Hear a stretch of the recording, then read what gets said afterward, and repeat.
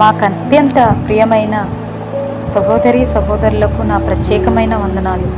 దేవుని భయము కలిగి ఉన్నావా? నీవిచ్చిన వాక్యము మనుషులలో నీ భయమును పుట్టించుచున్నది. కీర్తనలు 119:38 ఈ విధంగా సెలవిస్తుంది. నేను ఈ మధ్య ఒక వీడియో చూశాను. ఆ వీడియోలో ఒక పెద్ద ఆవిడ ఇంటి వెనుక నేలపైన కూర్చుని ఉన్నారు.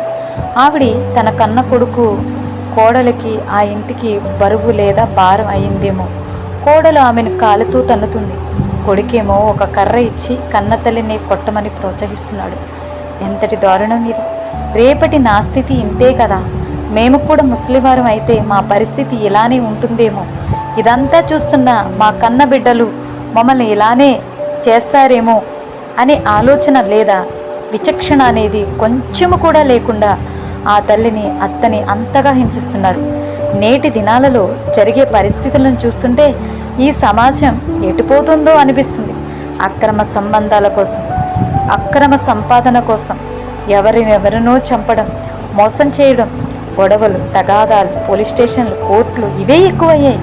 ఇలాంటివన్నీ చూసినప్పుడు దేవుని భయం అనేది మనుషులలో లేకుండా పోతున్నది అనిపిస్తుంటుంది. కానీ దేవుని భయంతో మనలో ఎలా వస్తుంది? ఆ భయంను మనం కలిగి ఉండడం వలన ఎలాంటి ప్రయోజనాలు మనకి వస్తాయి అనేది చూద్దాం.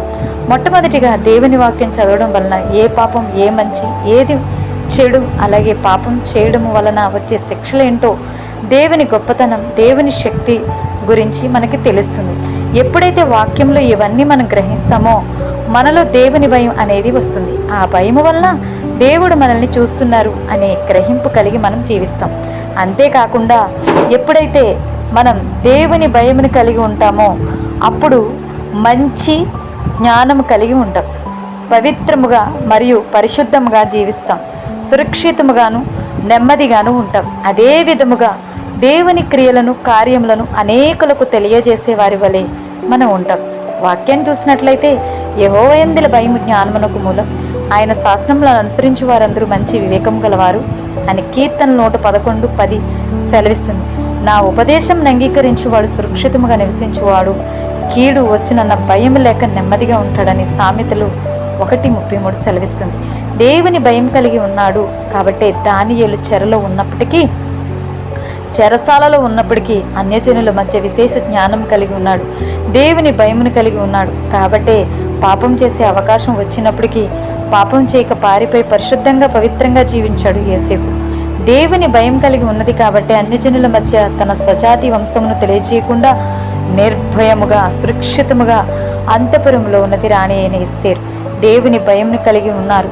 దేవుని క్రియలను చూశారు కాబట్టి హింసింపబడుతున్నప్పటికీ కూడా సువార్తను ప్రకటించారు ఆది అపోస్తులు మరియు సంఘ సభ్యులు. అన్యజనులు ఆ రీతిగా ప్రవర్తిస్తున్నారంటే వారికి దేవుని వాక్యం తెలియదు కాబట్టి. మరి ఈనాడు ప్రతిదినం వాక్యం చదువుతున్న ప్రియ దేవుని బిడ్డ, నీవు చదువుతున్న వాక్యం నీలో దేవుని భయమును పుట్టిస్తుందా? ఆ భయం నీలో జ్ఞానమును, పవిత్రతను, నెమ్మదిని, దేవుని కార్యముల యందు ఇష్టమును అనుగ్రహించుచున్నదా?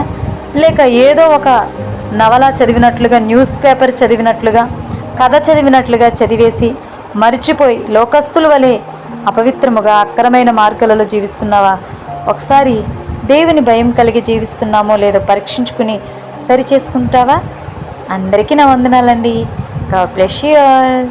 దేవుడు మిమ్మల్ని, మీ కుటుంబాన్ని దీవించి ఆశీర్వదించునుగాక. ఆమేన్.